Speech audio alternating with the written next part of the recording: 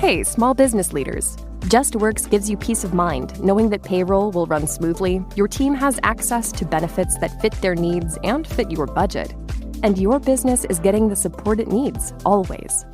Take a look at JustWorks transparent pricing by visiting justworks.com/pricing.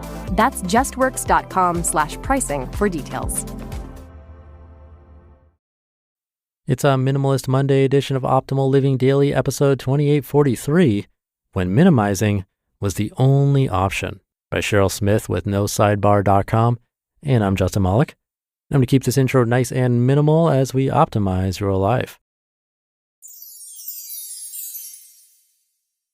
When Minimizing Was the Only Option, by Cheryl Smith with NoSidebar.com. After 35 years and 5 months in the banking industry, my husband's steady, good-paying job was outsourced to an outside company, and he, along with his coworkers, lost their jobs. In his last position, he worked from home third shift in the IT department, processing the data for more than 100 bank branches. We were warned about the outsourcing for months ahead of time, but when the night finally came for him to shut down his computer applications in his office space in our living room for the last time, we all gathered around and felt a tidal wave of mixed emotions. This was a new experience. In our nearly 30 years of marriage, and long before we were married, he had had a steady job and had only changed workplaces twice. Once when we made a long-distance move, and once after a departmental downsize reduced his working hours to less than we could afford. Both times, he stepped right into another position, so there was never even so much as a lapse between paychecks. I left my own career in banking several years before to raise and homeschool our son, Zach, so my husband's job was our only source of provision.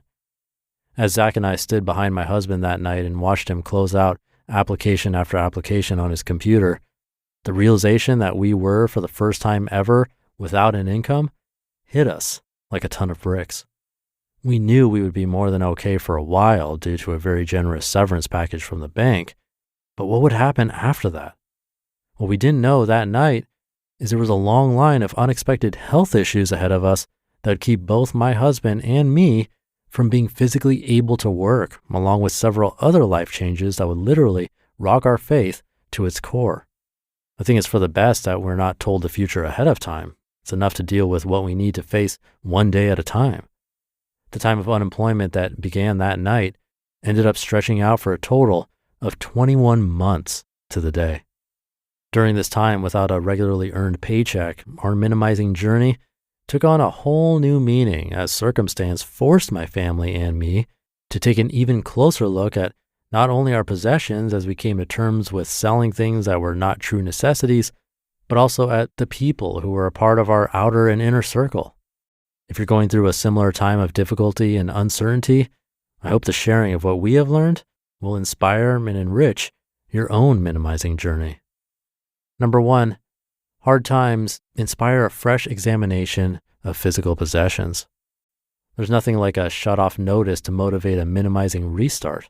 The threat of homelessness will cause you to realistically look at that extra vehicle with a new set of eyes and ask yourself, do I really need to cling to this just because it belonged to a cherished loved one when letting it go would pay 2 months' rent? Practicality and sensibility rise to the surface and overwhelm sentimentality during desperate times. Number 2, hard times prove who deserves and who does not deserve to remain a part of your life. Nothing reveals who truly cares about you more blatantly or powerfully than adversity. Pay attention to the ones still close to you when the chips are down, you're struggling to keep your head above water, and it seems all hope is lost. Identify who was there and who was not. Who proved their love? Who got their hands dirty? Who showed up when everyone else turned away? Who showed authentic compassion? Cherish those who loved you when it was anything but easy. Treasure those who stuck it out, held your hand, and withheld judgment. The ones who show up and are still there after the storm has passed are the people who are true blue and have earned the opportunity to occupy stall seats in your life's gallery.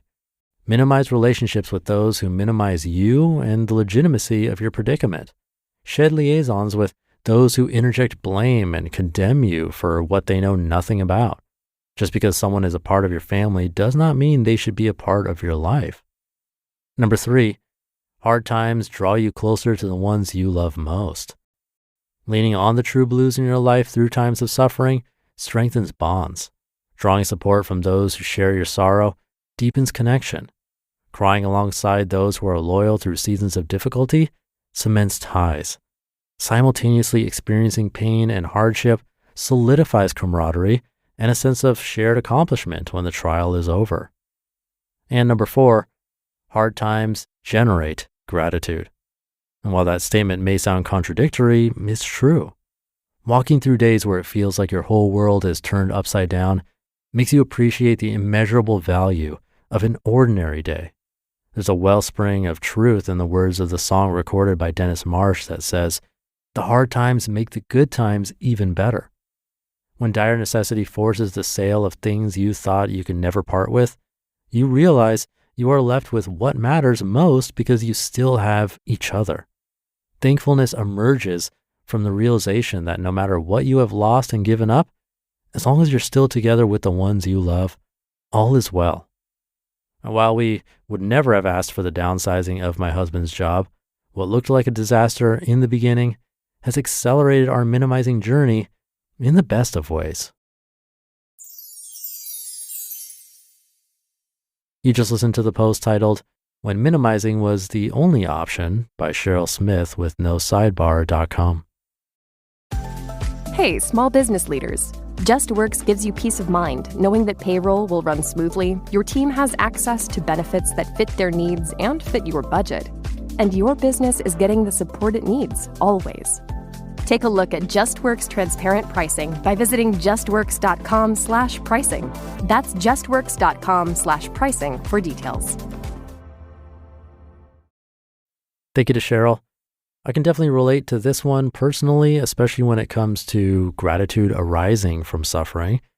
As an example, when I'm not feeling well for an extended period of time, like a month instead of just a couple of days here and there, within that month, a somewhat better day, even like 10% better, can feel like a huge win, and a lot of gratefulness comes from that. That's because our average day sort of becomes our normal, so anything better becomes a blessing. It really does change the perspective. And this all does come back to minimalism, because we can get used to having tons of stuff or not a lot of stuff, tons of space or a smaller space. We do get used to our environments or our living situations, our circumstances. That's part of being human. We adapt. So while in the very beginning, minimalism or paring down or sizing down might feel like a downgrade, within a couple of months, if not weeks or even days for some people, it'll feel normal. It's funny how that works. It's just a reminder of how adaptable we are, but also to be grateful for what we have. So do remember to be grateful. I'll do the same. Have a great rest of your day, and I'll catch you tomorrow where your optimal life awaits.